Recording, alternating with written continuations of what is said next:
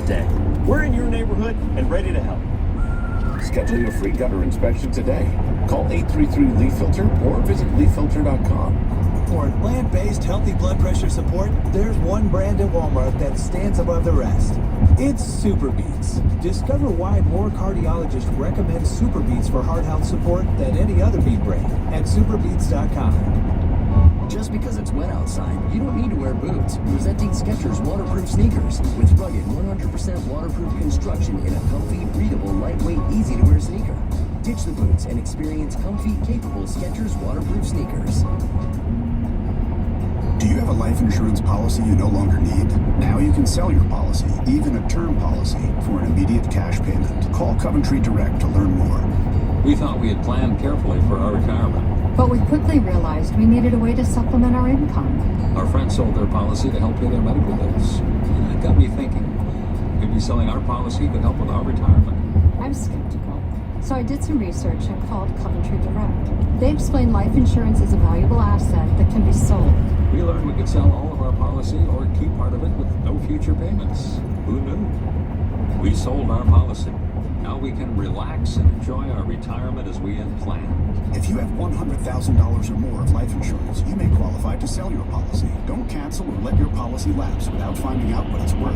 Visit CoventryDirect.com to find out if your policy qualifies. Or call 1-800-513-7100. Coventry Direct, redefining insurance.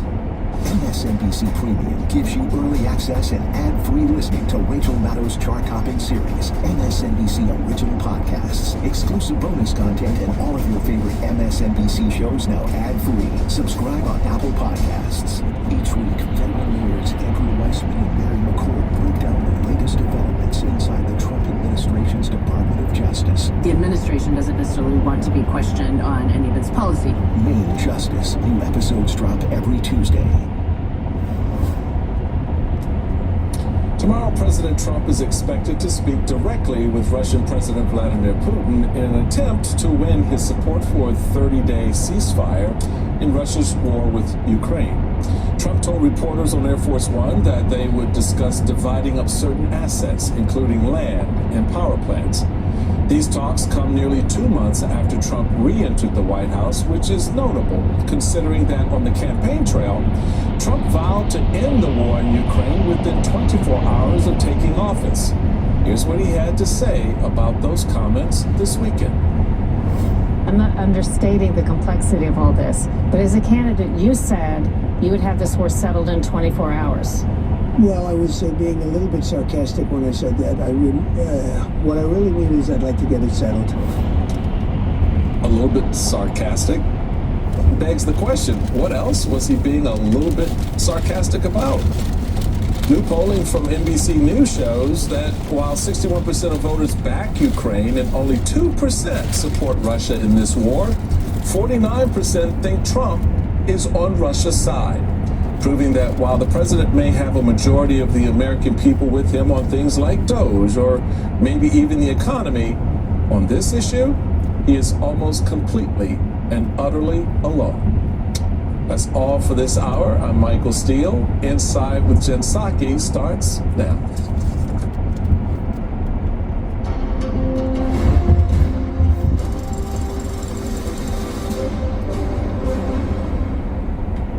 Okay, I was out last week. I stored up a lot of thoughts about all sorts of things. I did watch the whole government funding debacle from afar. It feels to me like it's about time for a really honest conversation about Democratic leadership in Washington right now and what the heck is going on there. So we're definitely going to have that conversation tonight. I have my own thoughts I'm going to share with you too. There are also some good things happening out there, no doubt. I mean, we're going to talk about those too. Democrats like Tim Walz have held town hall meetings in red districts over the weekend. That's great. Senator Ruben Gallego held a town hall in Phoenix, Arizona today. He's going to join me later tonight to talk about how that went. We're also going to talk about the hearing tonight over deportations that just wrapped up. Brian Riley was in the courtroom. He's hustling over here to the studio, and he's going to tell us about everything that happened in that room and what the judge had to say. But I wanted to start tonight with what I kind of think is one of the unifying principles of this administration. And that is basically their myopic view on owning the libs, as they call it. They love to own the libs. To the extent that they have one goal, owning the libs seems to be that goal. And by that, they mean doing anything they can to offend, humiliate, or destroy things that anyone left of Sean Hannity may possibly care about. I mean, Donald Trump visited the Kennedy Center for a board meeting today after seizing control of it and making himself the new chair. What a good use of time for a president. The Kennedy Center now, I think all of you probably know what it is, but it's been an arts institution here in Washington, D.C. for over 50 years. Lots of people perform there, all sorts. They're not political. But to Trump, it was too woke and needed to be straightened out. So yes, to own the libs, Trump is basically destroying the Kennedy Center. People are refusing to perform there anymore. And he basically said so himself today. We'll make it great again, but it is so much like what I'm witnessing in other places. We have open borders. We have men playing in women's sports. It's all the same thing. It's all the same mentality and thinking. I mean, it's all the same mentality and thinking. The Kennedy Center, the culture wars, actual policy of any sort. It's all the same thinking to Trump. And it's exactly the same thinking when it comes to the way he and Elon Musk are gutting the federal government. I mean, take NOAA, which is the agency responsible for things like forecasting our weather and tracking climate trends and responding to extreme weather events. Most people accurately see it as an apolitical tool for knowing what the weather's going to be outside, which, hey, we all rely on. A place where a bunch of science nerds prepare for natural disasters. That's what happens in that building. But Project 2025 labeled it as, quote, one of the main drivers of the climate change alarm industry. Think about how absurd that statement is. This is an agency made up of scientists who are literally measuring and predicting weather patterns, some of which are caused by, yes, the climate crisis, and they're destroying that agency. That's the goal. That's front and center for the Trump team. That's what they're trying to do. Now, over the past few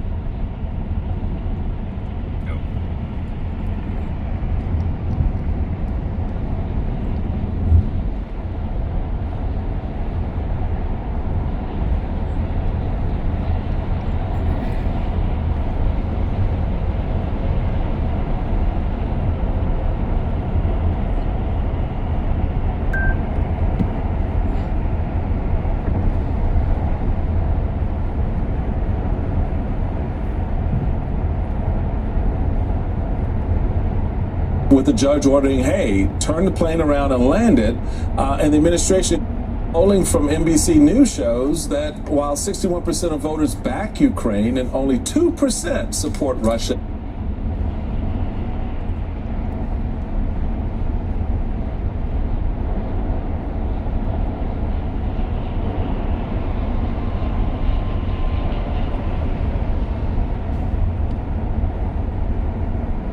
from a fully operational and fully staffed and fully funded NOAA. What about FEMA, which provides essential tools for cleaning up and rebuilding after devastating storms, like the ones we also saw last week and this week? Trump and Elon Musk claim the agency is a political tool wielded by Democrats during disasters. I don't even know what they mean by that exactly. So guess what they've done? They've cut jobs there too. And Trump has even mused about shutting it down altogether. That's how they're owning the libs, I guess, right? I mean, that's their approach. But guess which states get the most recovery funding from FEMA and the Department of Housing and Urban Development? Well, states like Louisiana and Florida and Texas. Not exactly target Democratic states, those ones typically. Notice the theme here? See, the things they've already done and things they're planning to do actually hurt red states more than blue states. They're trying to own the libs, but they're actually hurting Trump voters. The people they are hurting the most are in the very states that voted to put Trump in the White House. And we're seeing this everywhere, all the time. It's happening every day. They're hurting red states by working to repeal the Inflation Reduction Act, even though 80% of the investments are in Republican districts. They'll continue to hurt people who voted for them if they go after Social Security, which 1 in 5 Americans across every single state rely on. And they'll hurt lots of proud MAGA members if they go after Medicaid. In one Appalachian county in Kentucky, almost 90% of the residents in Harlan County, that's where I'm talking about, voted for Trump, and almost half of them received Medicaid. One woman relying on a Medicaid-funded treatment program for addiction told the Washington Post, if it were to go away today, I would be homeless tomorrow. I would lose everything, all my counseling, all my treatment. if Trump takes the things that they're saying, it's going to be devastation for Eastern Kentucky for sure. And you don't have to just to take her word, or my word for that matter, for it. Here's Steve Bannon. A lot of niggas on Medicaid. I'm telling you, if you don't think so, you are dead wrong. Medicaid's going to be complicated. Just can't take a Medex to it, although I would love to. I mean, the music in the background there is really quite something, but the point is that guy is not exactly known for his empathy. He's not really a super empathetic guy, but he understands the political reality of Medicaid and other issues too. Trump is also hurting red states with his beloved tariffs. He loves those tariffs. According to New York Times analysis, nearly 8 million Americans work in industries targeted by tariffs, and the majority are Trump voters. The jobs that could be hit by retaliation are especially concentrated in pockets of the upper Midwest, South, and Southeast, including many rural parts of the county that are responsible for producing agricultural goods. And again, don't take my word for it, or their word for it. Here's Mike Pence. The truth is, when it comes to tariffs, the importer here in the United States pays the tariff. The foreign country doesn't pay the tariff. More often than not, passes along the increased costs on that product to the consumer. Too often I hear the administration talking about broad-based unilateral tariffs that I think will ultimately work against American jobs, American families, and American business. There you heard it from noted liberal crusader, as he's well known, Mike Pence. See, what's becoming increasingly clear is that in this broad effort to own the libs, Donald Trump is actually owning his own voters. We wonder why Republicans don't want to hold town meetings out there. Joining me now are two people who know a whole lot about life in red states. Jon Tester is a former U.S. Senator from Montana, and Mitch Lander is the former mayor of New Orleans. I am so delighted you both could make it this evening and so excited to talk to you. Senator, let me start with you. I mean, you represented Montana for years. One of the things I always admired about you is you were so much more Montana than you ever were Washington. You were so in touch with your voters. But I kind of went through there with some of the ways that these policies are impacting people or could impact people across the country. Let me start by asking you, what did I miss there in terms of how these policies could impact people in your state? Well, look, I think the tariffs are a big one because we depend on export markets to market our grains and pulse crops for sure. I think what he has proposed to do with the Postal Service is an incredible nail in the coffin for rural America. I think if you take a look what he's done with the VA, 10% of the people who live in a rural state like Montana are veterans. And you can say you're not cutting benefits, but if you don't have the people in the VA to deliver those benefits, you have cut those benefits. And then if you take a look at, what he's done to the Forest Service and the Park Service, the recreation economy and outdoor economy in Montana is worth about $6 or $7 billion a year. If that becomes screwed up, which it appears it's headed in that direction, it's going to have a major impact on the economy in the state. So I agree with you. I think that if you take a look at what he is doing, and he did this in the last term, pitting Democrats versus Republicans and liberals against conservatives, he's now doing it on the world stage. He's trying to pit America against everybody else except for China and Russia and North Korea and Iran. And that's a bunch of crap. And I can tell you that if this continues on and Democrats don't get a good message and don't push back, it's going to get pretty ugly for rural areas in this state, in this country. I want to ask you about that. I want to just ask Mitch first before I come back to you on that. And a bunch of crap, we need T-shirts that say that. So I'll just say that. Mitch, let me ask you, because I think it's so important. We're really trying on this show to help people understand the impact of these policies. We get so mired in kind of government bureaucratic speak in Washington. Let me ask you about NOAA and FEMA. I mean, these are two agencies in the administration's crosshairs. Two things that do a whole lot to help a lot of people, red states and blue states. You know how much they help people. What do you think about that, especially given the storms we've seen over the past few days? Well, Jen, thanks. And Senator Tester, it's great to see you. Thank you for your service to our country. You were great. I thought the litany that you outlined in your opening was really, really good, and I agree with everything Senator Tester said. Donald Trump basically is using his power to hurt people and to tear things down because he wins by division. That's the common denominator through all of this. So let me focus just on one thing. I'm aware of all the things Senator Tester talked about, and I agree with them. But NOAA, for folks that don't know who they are, they're a bunch of really great, smart people that help people like me when we were mayor of a Gulf Coast town to be able to see when hurricanes, tornadoes, and floods were coming our way so that we could get people out of the way and save people. And when I was mayor of the city of New Orleans, I worked with NOAA, if not on a daily basis, on a weekly basis, because when hurricane season hits, we are at attention. I'm telling you, we're standing on the parapet looking out, for all the places, and officers of Homeland Security are there. So when we see a storm out, and we've got to see it 140 hours out in order to be able to start moving people if it comes to 130 and to 90 and to 60 and to 30 and then to 20. Listen, Katrina, for everybody that watched, was a catastrophic event. We lost 1,800 people. Had NOAA not been there, and had we not moved when we would have, we could have lost 10,000 people. And so it is one of the most unpolitical organizations that exist, and they're just there to try to save lives.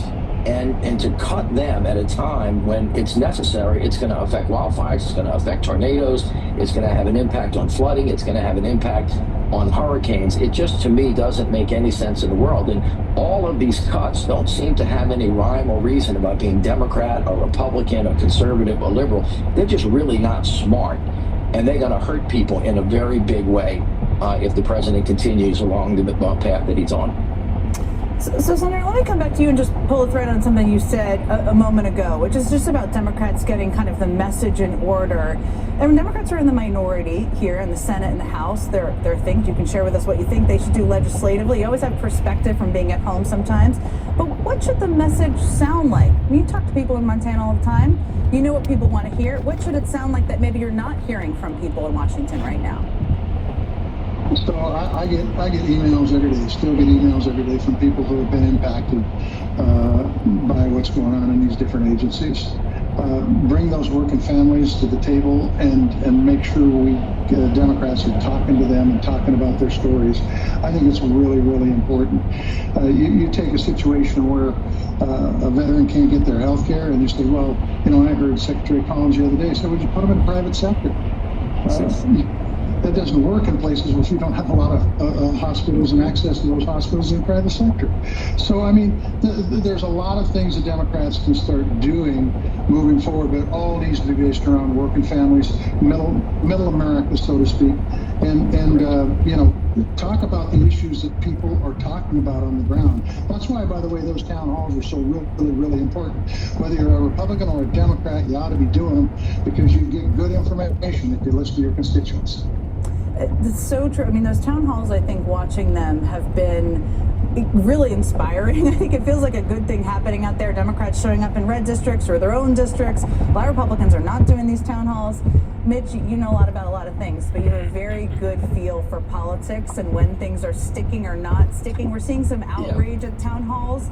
When do you think all of the things we've been talking about are going to catch up with them? Well, Tessa can tell you this. This is organic. Look, I was a legislator for 16 years. I had to have town hall meetings all the time when I was mayor. I had town hall meetings with sometimes between 500 and 1,000 people there. I was the first one there. I was the last one to leave. I got my behind handed to me.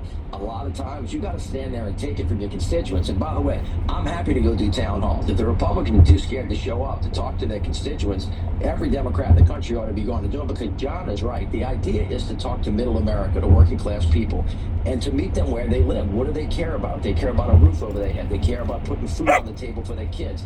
They care about paying tuition, buying a piece of equipment to do whatever they have to do on the piece of property that they're on, to have a little extra room so that they can have some sense of joy in their life. And the problem is President Trump at Kennedy Center, that's one of the great institutions. Everything this guy touches turns to dirt, and he's going to decimate that institution. But he spent more time talking about the Kennedy Center and plastic straws than he has about lowering class for everyday Americans. And people are feeling that. They're dealing with it. I want to encourage all of the elected officials, Republicans and Democrats, go talk to your folks. They will tell you what it is that they need and what they want, and you have to respond to them. I love that. First of all, I would go to a Senator Tester, Mitch Landrieu town hall. If you're going, I'd like to join you. Thank you both so much. I really appreciate it. Love talking to you both. See ya. Thanks, John. Coming up, the Trump administration blatantly defies a court order over deportations, and during a hearing earlier tonight, a judge had some very choice words about that. NBC's Ryan Riley was in the courtroom during that hearing. He ran over here, not too fast. He joins me here on the set in just 60 seconds.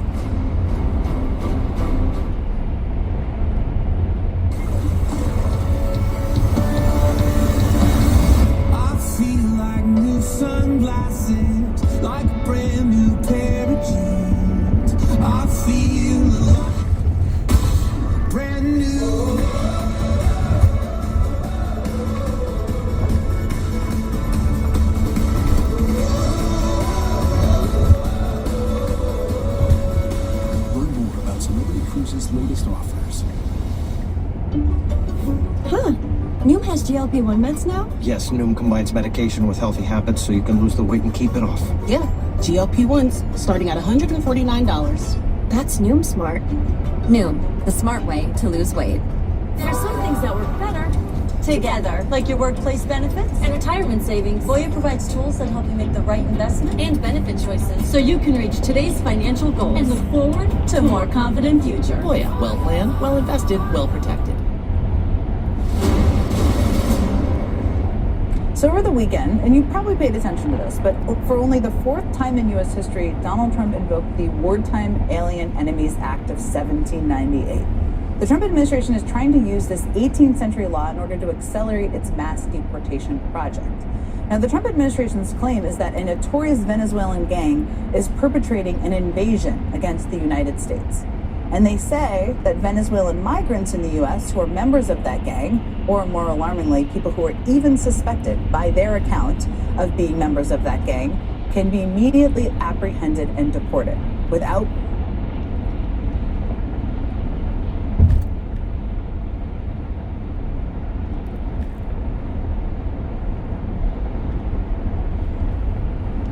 any due process. Now, just hours after Trump's proclamation, a federal judge issued a temporary restraining order barring the administration from deporting individuals based on this claim. He also ordered that deportation flights that had already taken off be returned. They needed to come back. The Trump White House then defied that order and deported hundreds more people suspected of being gang members. No hearing, no due process, just the Trump administration's gut, it seems. And today, some administration officials made clear that what they thought of the judge who tried to stop them from doing this. And we're going to make this country safe again. I'm proud to be a part of this administration. We're not stopping. I don't care what the judges think. I don't care what the left thinks. We're coming. I don't care what the judges think. Well, in a hearing this evening, the judge presiding over this case made clear he could see what was happening as well. The judge summarized the administration's position on his court order as, quote, "We don't care, we'll do what we want." Join me now is NBC News Justice reporter Ryan Riley, who was in the courtroom for that hearing tonight. Thank you so much for coming over from the courthouse. Let me just start. The courthouse? Let me just start. I know a lot of people watching were paying attention to this, but for people who weren't, who are watching, how did we get to the point where there needed to be a hearing tonight? Yeah, I mean, so first of all, the unusual Saturday hearing, over the phone sort of thing, and because of that order where he would be told to bring these planes back, and then the defiance of that, that was pretty clear that something had gone wrong here. So the judge set this hearing at the beginning of the day and basically wanted the administration to come in and answer these questions. And essentially the position that they took there, that this lawyer arguing for DOJ, was that you're not entitled to sort of this information that this and has national security implications. And Judge Boasberg is someone who's been around for a while and has a high-level security clearance. Indeed, he does, as he pointed out to the Justice Department lawyer there. And so that you could sort of see the frustration, I think, mounting with him. There are definitely a few side eyes. I think a few looks from the judge here about what are you really trying to argue here? Because this is a person who has been in the loop in some of the biggest national security cases of our time, right? Like, this is not somebody off the street. This is a sitting federal judge who is deciding who can take in this information and make these types of decisions. And he was confused as to why apparently there's just this defiance of coming from the Justice Department at this moment. I mean, clearly there's defiance. It seemed like they also, but you were there, so tell me, it seemed like they also made this argument that they actually did comply with the order, which seems, if you're listening to all these details, you're thinking, how is that even possible that they made that argument? I mean, they didn't return the planes.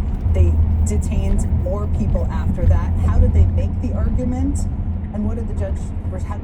And also, one of the really things I think the judge was upset by is this idea that they were arguing that just an oral order and a written order are two separate things, or that an oral order doesn't have as much, sort of merit as the written order, right? And that's one of the things that they're arguing there, that he was just very confused by. And so he demanded by tomorrow that they're going to have to answer these very specific questions about, when those planes landed, how many people were on them, just some basic questions to sort of get the facts here. This was supposed to be sort of a fact-finding hearing today. What what he wanted to go in there is go in, ask these questions, establish these facts, and then determine whether or not there had not been compliance with the court order. And because the administration really refused to answer these basic questions and lay out what the facts were, and we couldn't, that's sort of what judges do, is look at the information and see whether the facts that they can determine were in violation, in this case, of his earlier order on Saturday. So I started off by talking about this. I mean, they're detaining people who are suspected to be members of a gang. No due process, anything along those lines. It sounds like they have to answer questions by tomorrow, and then there's another hearing Friday. Is that right? Next. But to me, it seems like the judge summarized what he thought the Trump administration was doing. What can the judge possibly do here? I mean, what do they have in their toolbox of things to compel them to follow the law? I mean, theoretically, he can hold someone in contempt, right? I mean, there's going to be several layers of this now because they don't want Judge Boasberg on this case anymore. Right, they're trying to get him kicked off. Right? So that's going up to the appeals court, and ultimately this probably goes to the Supreme Court. And I think that, the tactic that the Trump administration used here was this really surprise item. This was not something that was laid out several weeks before, and then we're going to use this we're going to use this act. They kind of did this very last minute, right? They did this very quickly, and getting those planes in the air was one of those actions that allowed them to get this real jump start before any of this really took place. So I think that that's what they really kind of had in mind, is basically upending this entire legal battle from the get-go and just sort of getting a jump before the judicial branch had a moment to catch up. Ryan Riley, I know you have a very busy beat right now covering all of this. Thank you so much for taking the time. I hope you'll come back and kind of give us updates on this as we learn more. For sure. Really appreciate it. And coming up, Republicans duck town halls. I was just talking with this earlier in the show, and Democrats rush in to fill the void. Senator Ruben Gallego got in on the action today, and he joins me to talk about it after a very quick break. When our numbers guy Frank goes on vacation, Go off, Frank. Yes. the deals on the most affordable German-engineered car brand in America Perfect. get even better. It's good. Just ask our intern. Okay, and then you're gonna watch me, and you're gonna do this. Ready? 3, 4. We're gonna go 1, 2, 3. Come join me. Hop in during Volkswagen Deal Days. Get up to a $2,500 customer bonus on select new 2025 models during Volkswagen Deal Days. Ugh. When is my allergies free gonna kick in? You need Astapro. Astapro? It's faster, bro. 8 times faster than Flonase. It's faster, bro. It's faster, bro! It's faster, bro. It's mom to you. Astapro starts working in 30 minutes.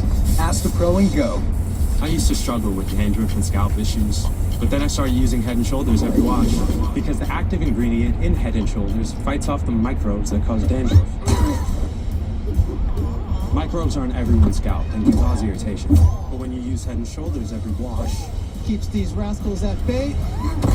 It helps prevent dandruff before it starts. Where do you think you're going? see, no flakes down here. Here looks great. Had a little help. Make every wash count. Baby, my heart is burning, but it's no burn with love. But I got Zeggery. I'm gonna stop that heartburn before it starts. Zeggery combines 2 ingredients to block acid that causes heartburn for 24 hours. Zeggery, feel the difference.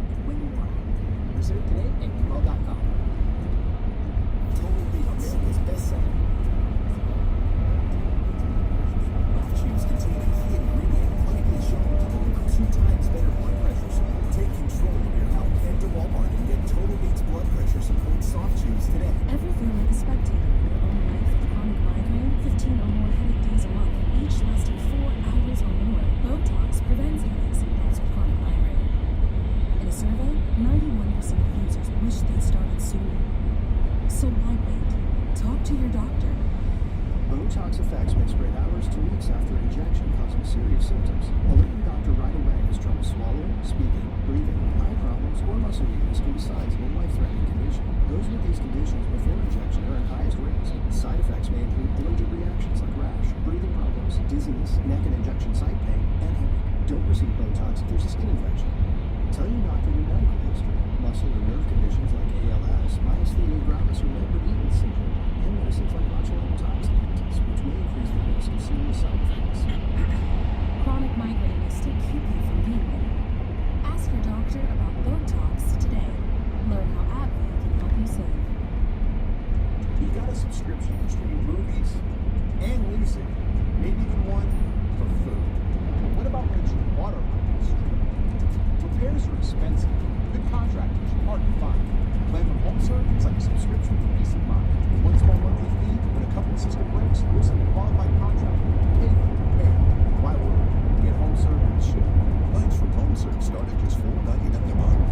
Call 1-833-735-4495 or visit HomeServe.com. You may have tried all nasal sprays, decongestants, addictive drugs, only to find temporary, especially those suffering from chronic sinusitis. Nasal Fresh Remedy is an advanced nasal irrigation solution with no power rinse and suction technology. Saline approach gently on nostril while powerful suction removes mucus, allergens, and bacteria from the gullet. Shop at nasalfresh.com and use code TV25.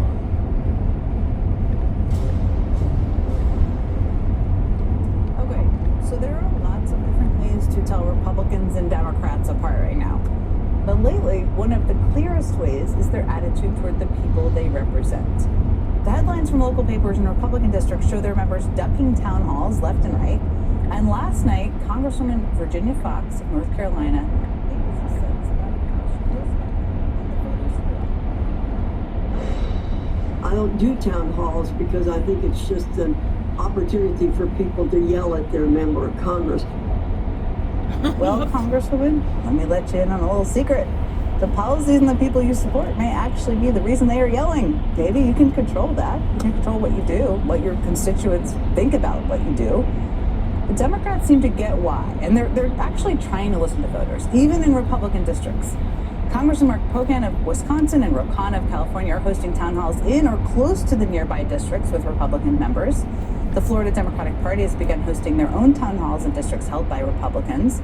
Minnesota Governor Tim Walz was in Iowa and Nebraska over the weekend where he spoke to big crowds. And Senator Bernie Sanders has been holding events around the country. After a swing through the upper Midwest earlier this month, Bernie will head to Nevada, Arizona, and Colorado this week. And this time he's going to have some company. Congresswoman Alexandria Ocasio-Cortez will be joining him on the road. So yeah, increasingly, Democrats seem more than happy to fill this void Republicans are leaving pretty wide open out there. Just today, Arizona's Democratic Senators Mark Kelly and Ruben Gallego were meeting voters at a town hall in Phoenix, where they tore into Donald Trump and Elon Musk for cuts to Medicaid and other health services for vulnerable Americans. All of this stuff you're hearing every single day is so they can give a big, giant tax cut to people who don't need a tax cut. We could raise the taxes of billionaires, and they will still be billionaires. And that's what we should be doing. We shouldn't be gutting these services. We can take care of the people that make this country work every day, and we certainly don't have to gut them to feed these billionaires again. It is not an either or. And joining me now is Democratic Senator Ruben Gallego of Arizona. Senator Gallego, it's great to see you. Thank you so much for joining me after the town hall today. So you had that town hall meeting. We showed a little bit of it earlier. Great to have you. We showed just a little bit of your town hall. How did it go today? Who showed up? How many people were there? What did they want to talk about? Well, I think it's somewhere between 150 people showed up. It was people that were providers in the Medicaid kind of healthcare community, but some people that are very, very scared of being cut off. We heard from one family who, adopted a child from foster care, someone that they had been caring for a couple years. And when they adopted this child, they knew that this child had certain, disabilities and certain ailments that were going to cost some money. but there was an implicit understanding that they were going to have some help from Medicaid. And unfortunately, that family is now worried that they're going to end up having to pay out of pocket because out of nowhere you have these cuts coming. We heard from seniors that are worried about what this means potentially for Medicare. We saw people from the disability community being very afraid that they're going to not get the best standard of care and they may not actually have a fulfilling life. We heard from families that were worried about some of their children that have different types of ailments, disabilities that are receiving Medicaid that are afraid that they're going to get cut, and on and on and on. This in general was a really good conversation with people that are not hearing from their members of Congress. So we were in a Republican area and they had not heard one way or the other anything, so we decided to fill that void. You were making your first run for office in Arizona during the Tea Party wave of 2010. You were in Congress during the backlash after Trump's first election went. You've been through a lot, I think it's safe to say. How does You've seen it all. I mean, there were Trump Gaggle voters, you've seen it all. How does the energy you're seeing out there at town halls in recent weeks compare for you? I mean, both in Arizona and what you're seeing kind of around the country. Well, this is from my experience closer to what I saw actually around the Tea Party time. A lot of people that are, mad, and they're mad, I think, because some of them are Trump supporters, and they expected Trump to go do certain things in the White House and the Republicans, but not to go against them. And there's just a lot of Medicaid, recipients out there that are Republican. There are Trump supporters. I'll just give you a couple quick facts that people may not know. 15% of Maricopa County is on Medicaid. 30% of rural Arizona is on Medicaid. If we shut down Medicaid or we diminish Medicaid, you're going to see a lot of rural hospitals in Arizona absolutely close down their emergency room, and people are going to have to get helicoptered to one of the three big cities in Arizona in order for them to get basic emergency care. This is the seriousness of the situation, in addition to just a bunch of medical doctors, facilities, offices, therapists, all these types of people that are going to be going under and leaving places like rural Arizona, like Yuma, Arizona, like Sackatoon and other parts, and moving closer where there is more customers. And that's why it's going to be hard when Medicaid shuts down in rural Arizona. Former Senator Tester, I was talking with earlier in the show, and he made a similar point, which I don't think people understand, about the impacts on rural community, unless you're living in a rural community, of course, about the impacts of kind of the shutting down of offices or the cutting of aid and assistance and personnel, because it means it's harder for people to reach and get access to it. So that's a really interesting point, and those statistics are pretty startling. Let me ask you about something here in Washington. I have my own thoughts about this I'm going to talk about coming up, but you joined most Senate Democrats in breaking with leader Chuck Schumer on the vote to allow Trump's budget to advance to an easy approval. I mean, you were a hard no, I think it's safe to say, on that. What do you think, looking back on that episode, what does it tell you about the strategy of Democratic leadership right now, and what concerns do you have about it? Well, I think my concern and what I'm going to do going into the future is I'm going to make sure that I'm very loud with my position early on. And the most disturbing thing to me is that this wasn't your normal business as usual budget. We didn't just continue last year's budget. This stuff actually was harmful to my voters, to my residents in Arizona. And if you want my vote, you don't get to screw over Arizona. That's just the way it is. What does that look like? In Arizona, they're going to shut down a water treatment plant in Yuma, Arizona. They're going to cut wildland firefighters and services and support. We're about to hit the hardest wildfire season.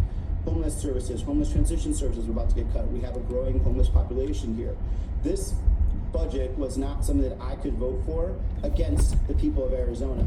So next time this goes around, we're going to have to talk. Guess what? I'm not also going to support further cuts for homeless veterans. There's $800 million beginnings. That's just the first level of cuts for our veteran services. And so next go around in 6 months, I hope, and I'm certainly going to push my leadership for them to understand that when we talk about keeping the government open, we're doing it so people are held harmless. So veterans aren't going without less services. So some of these other really important services that are being cut to save money for taxpayers, for the rich, is not at the back of workers here in Arizona. You just ran for Senate. I mean, you're in touch with the people in Arizona. Are you 2 years, I know, trust me. I mean, you just lived it. Do you remain confident in Senator Schumer remaining the Democratic leader in the Senate? Look, I think the most important thing we need to do is stay united, fight the Medicaid cuts, fight further cuts, make sure that we are focused as a caucus, and making sure that we know exactly who we are fighting for. I think there was a mistake that was done. I think there was a bad decision done by Leader Schumer. I think, and I've asked for us to actually go have a look back and actually understand how this happened, why this happened, and want to make sure it doesn't happen again. But right now, the focus should be on fighting the Republicans, making sure that we save Medicaid, we save these important services. I forgot to tell you, one of the biggest populations, even though it wasn't on a topic there, were veterans at our event. Veterans that were just worried about all the VA cuts. As a matter of fact, tomorrow, I'm going to go down to an area that's considered very Republican and have a veterans town hall with veterans that are worried about all these services that are cut. That is what we should be focused on right now. Senator Ruben Gallego, thank you so much for joining me. Appreciate it. Coming up, Thank as you. I mentioned, I have a few thoughts of my own about Senator Chuck Schumer and Democratic leadership in Washington. I'm not going to hold back, and we'll be right back. TikTok literally helped Dano's grow. Seasoning, Chipotle, Primo. Dano's started right here in this house that I actually bought from my grandmother. It was the hardest I'd ever worked, and COVID hit. I felt like it could be the end of Dano's. And then had the TikTok viral video, and I never looked back. TikTok helped Dano's grow from a one-man show to 45 team members in Louisville, Kentucky. Now we're going to be in 20,000 grocery stores nationwide. You're seeing Skechers' famous glide step footwear everywhere. And now that famous design is available in hands-free Skechers slip-ins. Get the comfort and style of glide step now with the convenience of slip-ins, with no bending down or touching your shoes. Try glide step Skechers slip-ins. I got this wow skin from Olay Body Wash. Its new super serum sinks into my skin with 5 powerful ingredients. 5 benefits in one. Look at this Olay difference. So luminous. Olay Super Serum Body Wash.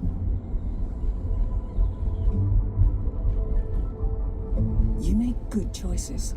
They've shaped your journey to leave all that your life built rock solid for generations. With ambition like that, you need someone who elevates advice to a craft. At UBS, we match your vision with insight and expertise to shape a unique outcome for you. Advice is our craft. In 50 years with my best friend. Quick, the quicker picker-upper. Bounty absorbs spills like a sponge and is 2 times more absorbent, so you can use less. Bounty, the quicker picker-upper. I told myself I was okay with my moderate to severe rheumatoid arthritis symptoms. With my psoriatic arthritis symptoms. But just okay isn't okay. And I was done settling. If you still have symptoms after trying Humira, Rinvoq works differently. Rinvoq is a once-daily pill from the makers of Humira that can rapidly relieve joint pain, stiffness, and swelling as fast as 2 weeks for some. And even at the 3-year mark, many people felt this relief. Rinvoq can stop joint damage, and in PSA, can leave skin clear or almost clear. Rinvoq can lower ability to fight infections. Before treatment, test for TB and do blood work. Serious infections, blood clots, some fatal. Cancers including lymphoma and skin, serious allergic reactions, GI tears, death, heart attack, and stroke occurred. CV event risk increases in age 50 plus with a heart disease risk factor. Tell your doctor if you've had these events: infection, Hep B or C, smoked, are pregnant, or planning. Don't take if allergic or have an infection. Ask your rheumatologist if switching to Rinvoq is right for you. And take back what's yours. Sitting too long can cause back pain and serious health issues. Now try Ready Rocker, the portable rocker that helps relieve back pain, boosts circulation, and your mood. With a memory foam cover, it transforms any chair into a healthier, more comfortable seat. My back stopped hurting, my arthritis felt better. It's wonderful. Visit GetReadyRocker.com to get 35% off.